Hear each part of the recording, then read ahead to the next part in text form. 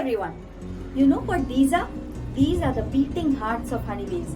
If you look closely, the heartbeat of this honeybee looks a lot different from the heartbeat of this honeybee. So what exactly is going on?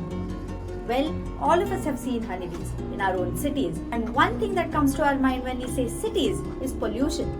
The effects of pollution on human health are very well studied. But how does it affect wildlife? How does it affect bees?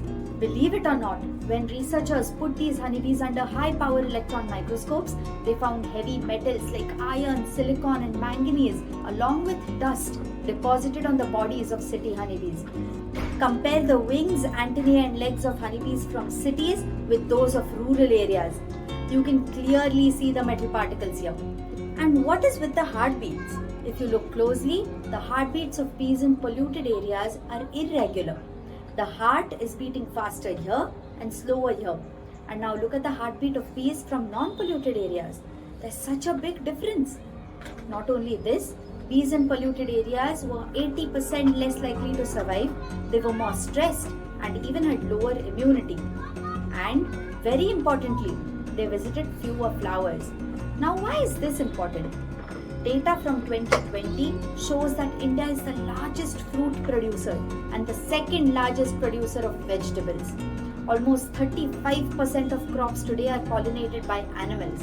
Insects, particularly bees, contribute to most of this pollination. And 9 out of 10 most polluted cities are in India. Fewer bees visiting flowers means less crops and less food production. And I don't need to tell you what all will happen if we get less crops, isn't it? The effects of pollution have not spared wildlife either. It is time to wake up, time to find less polluting alternatives to our needs. This very important study is carried out by scientists from NCBS and results published in this paper from 2020. Have you seen the effects of pollution on wildlife? Let us know in the comments. Follow us on Instagram and Facebook for fun stuff and subscribe to our YouTube channel for longer videos.